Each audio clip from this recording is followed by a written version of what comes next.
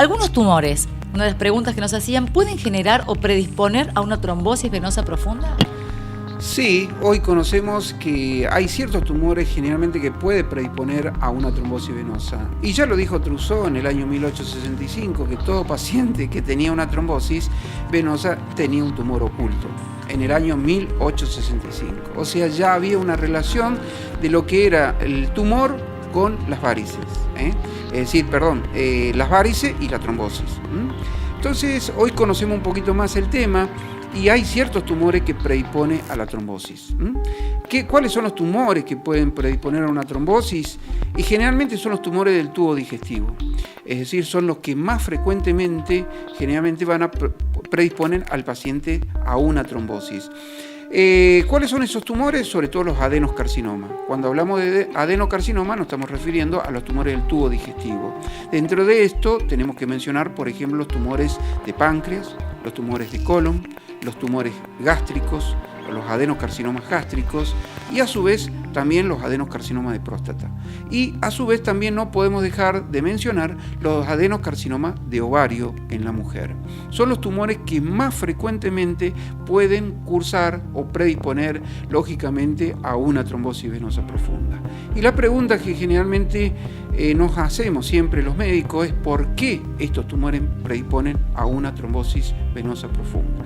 Aparentemente se produciría por una alteración, o sea, predispone al paciente a un estado de hipercoagulabilidad de la sangre, o sea que altera los componentes de la sangre y por ese mecanismo llevaría a predisponer al paciente a tener una trombosis venosa profunda.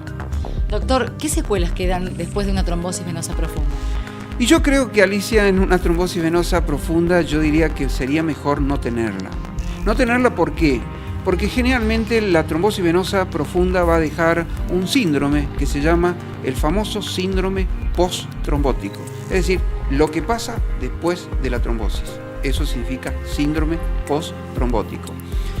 ¿Qué va a quedar? Van a quedar secuelas.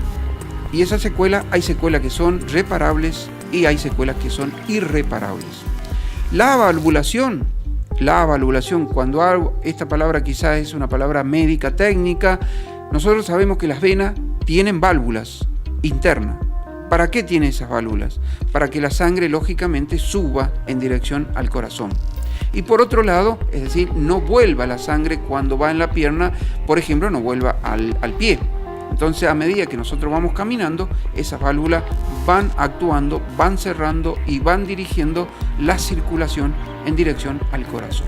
Y por otro lado impide lo que decía, lo que nosotros le agregamos la palabra reflujo. O sea, reflujo es que la sangre vuelva a un punto de partida. Eso entonces, cuando hay una trombosis, se produce lo que se llama la lesión de las válvulas.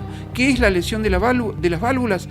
Va a producir esa avalvulación. O sea que esas válvulas no van a poder trabajar más. Entonces la sangre, ¿qué va a hacer?